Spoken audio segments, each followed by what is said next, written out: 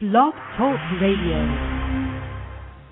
Good morning, everybody. This is Lori Smith on Blog Talk Radio. It is 6 o'clock here in the morning, Wednesday morning, October the 6th. I'm happy to be here. This is One Child Abuse Survivor to Another. We're on for 30 minutes. It's a live internet streaming radio broadcast from blogtalkradio.com, and the chat room is open if anybody's awake and wants to sit in there. And I'm just drinking some coffee, trying to wake up, and want to continue looking at this anger resources from www.angerresources.com, ANGERESOURCES, angerresources.com. And we were looking at yesterday, we started this, it's sort of a test to see just how angry and hostile we might be just by taking this test. I guess we can, by the end of the test, if you score up the points, you can see sort of which category you fall into. And I think it's interesting. I haven't done it ahead of time. But I just think the questions are interesting.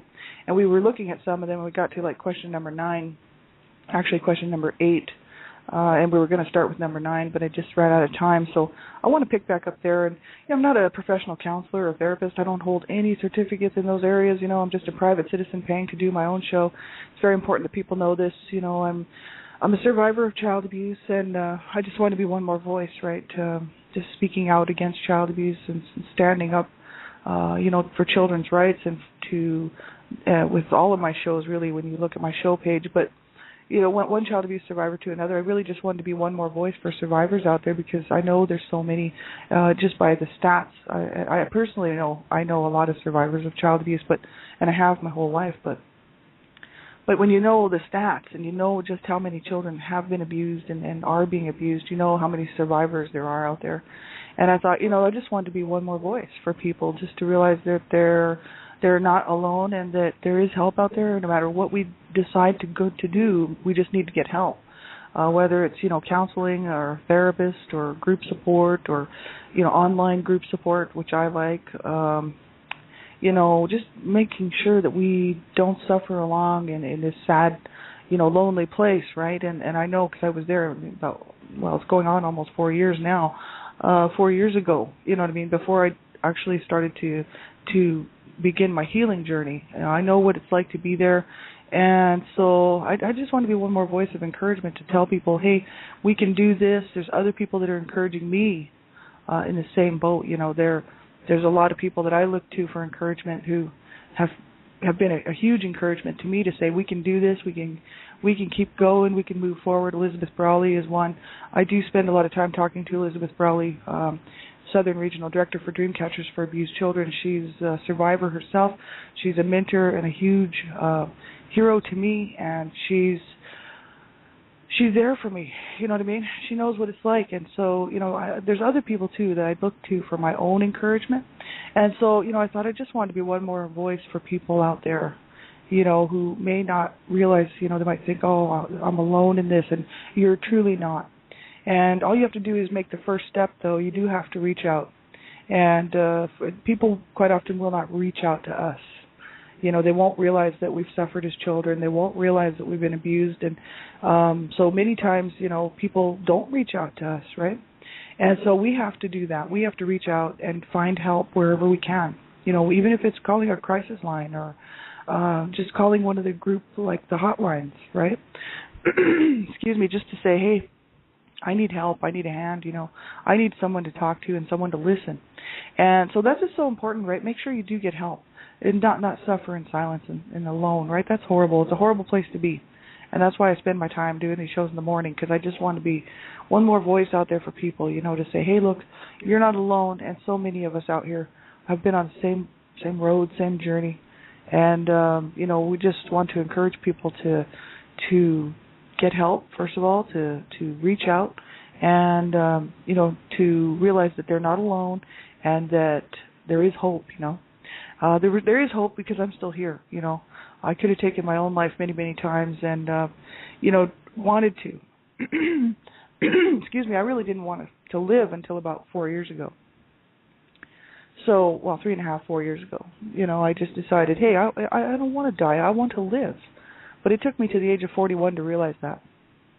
And I hope that it wouldn't take anybody else that long, to make the changes necessary to begin your healing journey. And to take those steps, those necessary steps forward, and say, hey, I want to heal. I deserve a good life. I did not deserve what I went through as a child, and I did not deserve to be treated that way. No one does. And start looking at yourself as a survivor instead of a tragic victim in the circumstance, right? That's how I view myself now, as a survivor. And I used to see myself as a victim. So as soon as I changed that around, and I thought, hey, this shame does not belong to me. It doesn't belong to us. It belongs to the abusers, right? So I started to realize, hey, I don't have to hide in shame. I don't have to be silent. I can raise my voice, and I can talk about this and tell people, what happened to me, and without the shame involved, because the shame doesn't belong to me. It belongs to the abusers, right? So it's so important that we do get help, no matter what way it is, just to keep reaching out and get that help wherever you can, right? So we'll get right into this article here. If you're a young person under the age of 18, I just ask that you have someone listen to the show with you, just because I don't know how young the people are who are listening to the show. And, you could, if there's really young children listening to the show, this is a scary topic, abuse, right? Very scary. For young people. So make sure that you have someone listen to the show with you who's older, an adult, who can listen with you and make sure it's something that you should be listening to, or they can help you if you have questions and things like this. Excuse me, my voice is terrible this morning. And and everyone else has to listen at their own discretion, right? It's the topics of abuse are very sensitive. And I talk a lot about, it's all I talk about really on these shows, is abuse and the issues that surround it, and adult survivor issues and whatnot. So if you find it that it might bother you, you just turn the show off. You would not be hurting my feelings at all, right? So we'll get right into this. This is Anger Resources, www.angerresources.com, and this is like a test to see just how angry or hostile we may be, right? So it says your anger index. How angry and hostile are you? So you're supposed to score these questions like 3 for often, 2 for some of the time, 1 point for rarely, 0 for never. Excuse me, and go through these questions. At the end, total up the points, and then they give you the actual graph to show you just where you fit in, like where I would fit in, just how angry I am or hostile I am, just by answering these questions. Wouldn't do any good to answer these questions untruthfully. We have to be honest with ourselves for sure.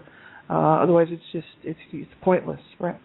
But if you take the time to be honest with yourself and really answer the questions, you probably could find out where you sit in that, whether you're angry or hostile or not really, So that's the thing. It's good to do this. I haven't scored the points, but we'll go through and take a look at what they actually list here for being, the outcome of these questions and our own particular answers to them, right?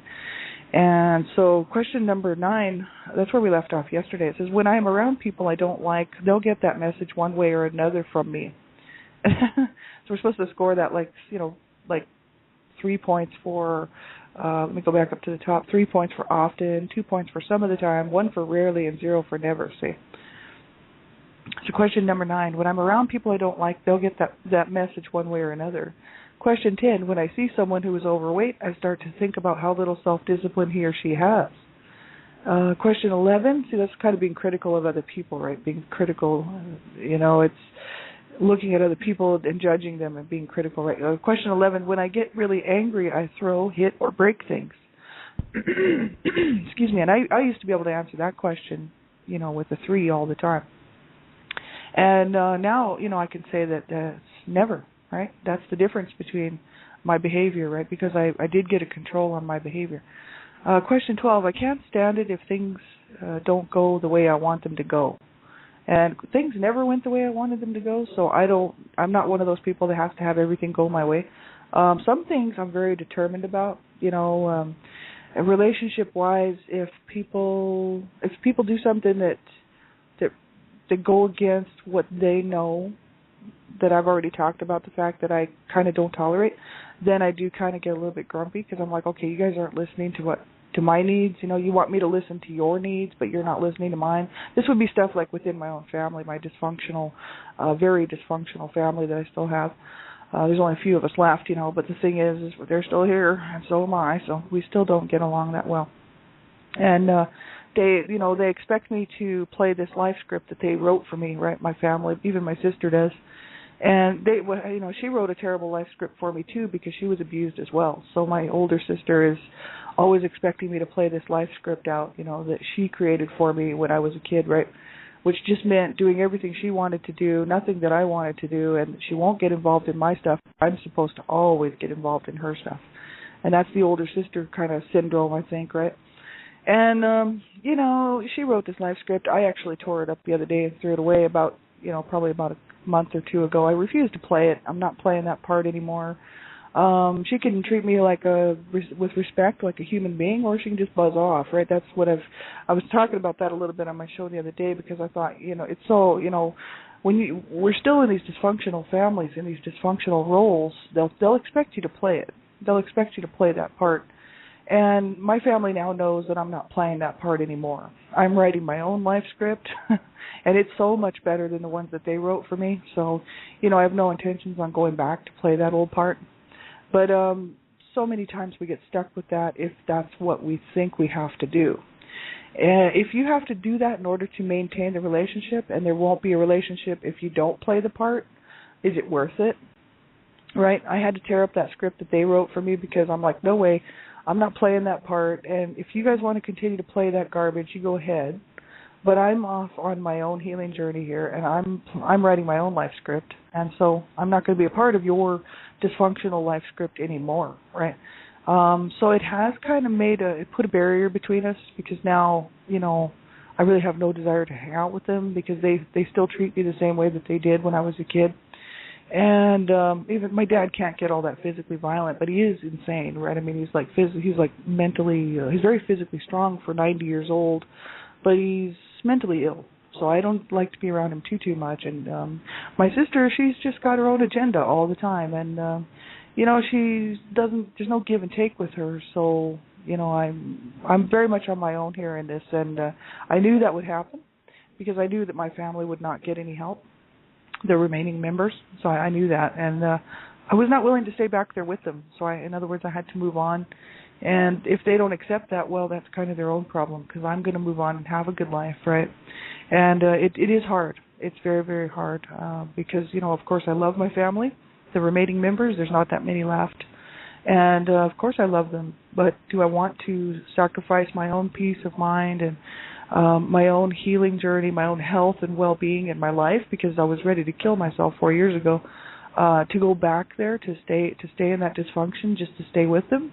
Is it worth it? No, not for me. I had to leave and change the life script so I could live, right? So that's how the importance of this, that people would realize that, we don't have to continue to play that old life script that people wrote for us, our parents or whoever the abusers were in our lives, right? We don't have to play that part anymore. We can rip that life script up, we can create our own awesome life script. And that's what I'm doing right now, and that's what I hope other people will sort of realize. Like, when you can see some of this stuff, we actually went through this a few weeks ago on the Shame Rage Connection, and Dave Decker, the person who wrote this and created this website with Michael Obsatz, they were talking about that. Dave Decker was talking about that Shame Rage Connection and that life script thing, right? It's so important to people know that, we don't have to continue on in that dysfunctional role, right? And we shouldn't. That's what keeps us where we are. That's what keeps us in these whatever we have going on in our life, anxieties, depressions, just feeling lesser than, right? If your family always treated you like the black sheep of the family, and you were just lesser than, and if like, for instance, me, if my family, because that's my case, right? I was always looked down on, and by everyone in the family. So not just my parents, my siblings as well. And, I was the youngest baby, and I thought I was really cute and everything, and I thought I should be loved, really honestly. Something inside of me was like, why is my family treating me this way? I couldn't understand it. A couple of my brothers were actually kind of nice to me, and used to say sort of nice things to me, but the rest of my family was all very mean to me. And people would say, oh, they were mean to her, poor thing. No, I'm talking mean. We're talking name-calling, beatings. My siblings would quite often beat me up, as well as my parents. My parents, they watched my parents beat me up, so they figured they should do it too. So, this is the thing. I was quite often just pushed around, you know what I mean? I was not wanted in the home by the parents or siblings.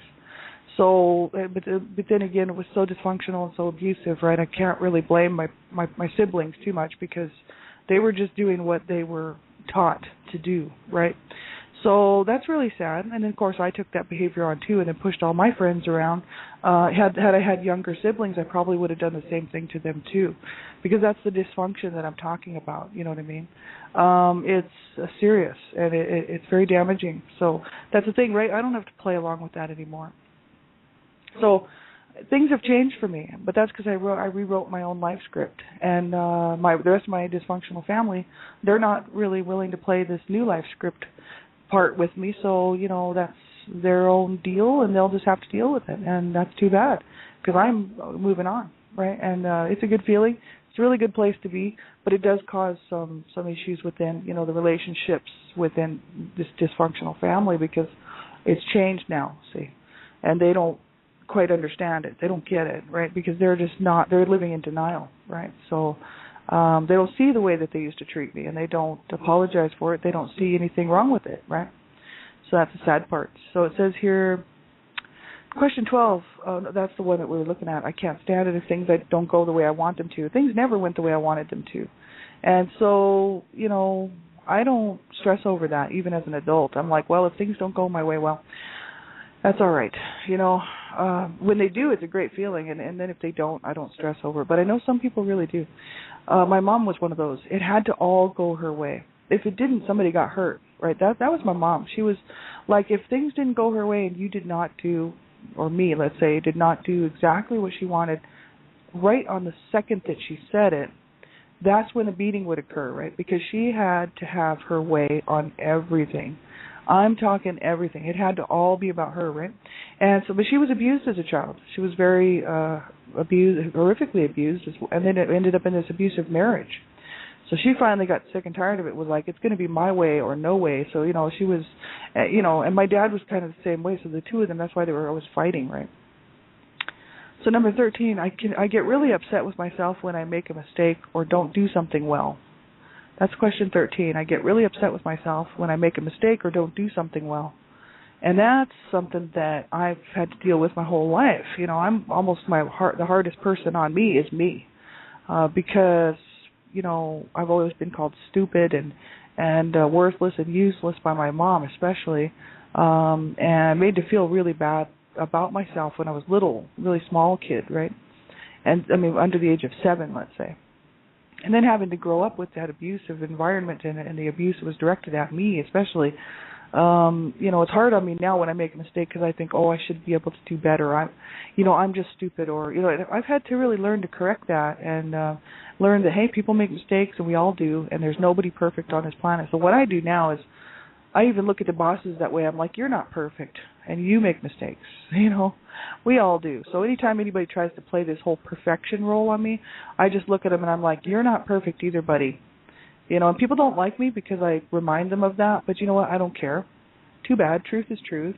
And if it hurts, well, that's unfortunate, right? But, I don't like to hurt people, and I don't mean to hurt people's feelings, especially because I try really hard not to do that.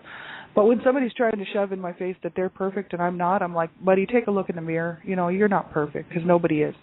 Because I was always trying to be perfect, kind of. Not really like these people that have to have these perfect homes and perfect look, But I'm talking as far as not making mistakes, The minute I made a mistake, because when I made a mistake when I was a child, it was a serious issue, and it could cause me to get a good beating or at least some verbal abuse, right? So I was always trying to not make mistakes as a kid.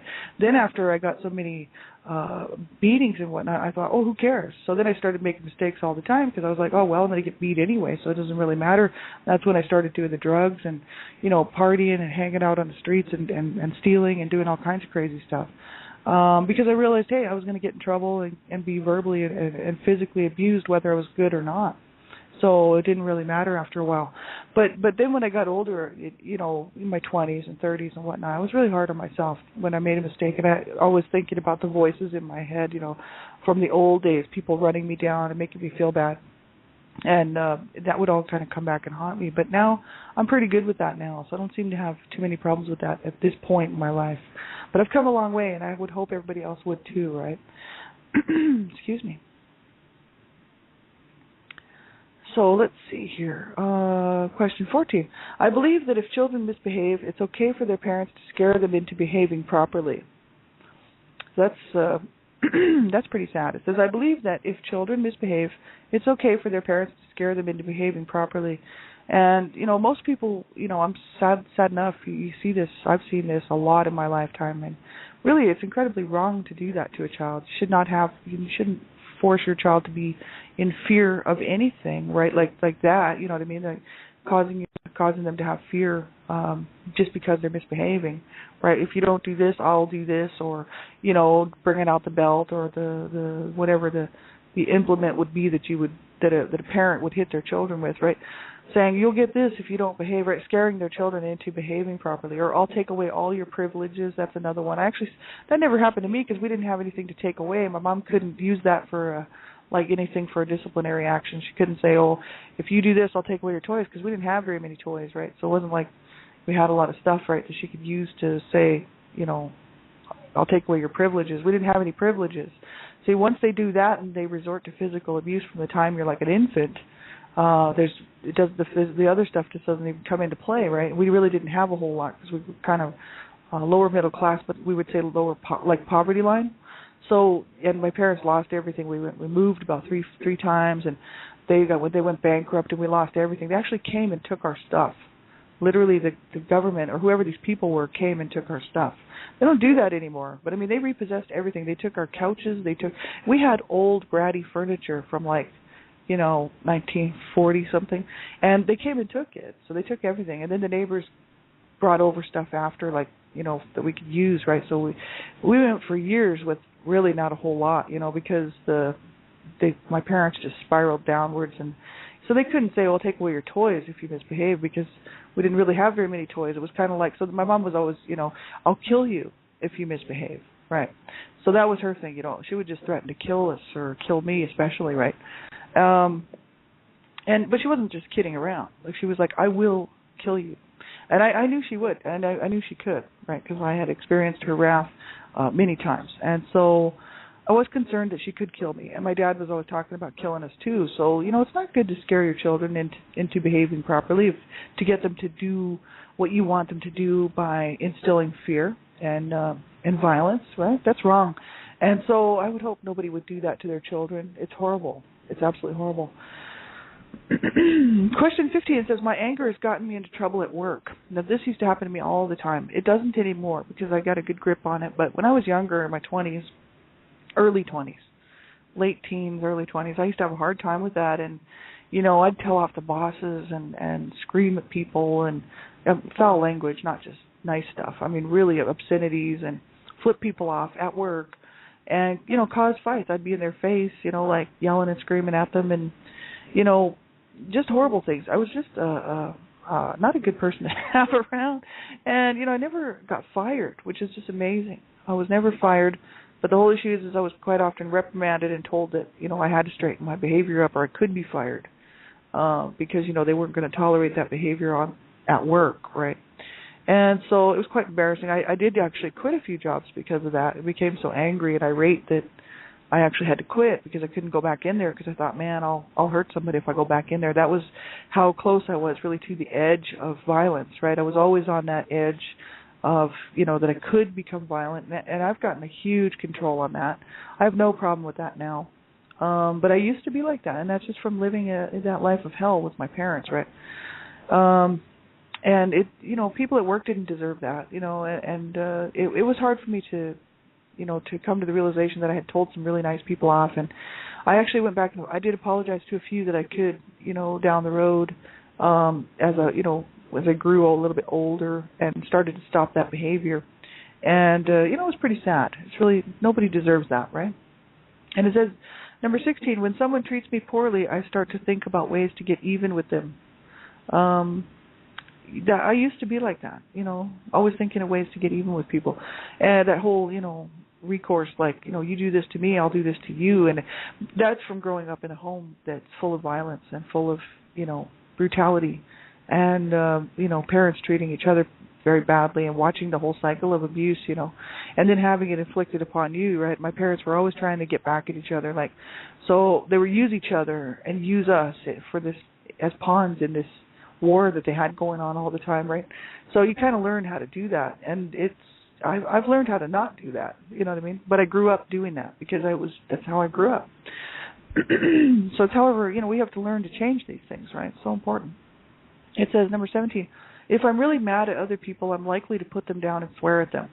And that's what I was talking about there just a minute ago. It says, number 18, I generally believe that people would be dishonest if they could actually get away with it.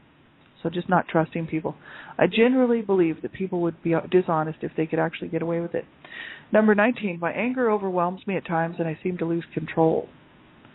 And number 20, I have high expectations for myself and others. And number 21, if someone hurts or offends me, I end up thinking about it a lot and have a hard time letting go. And that's me for sure.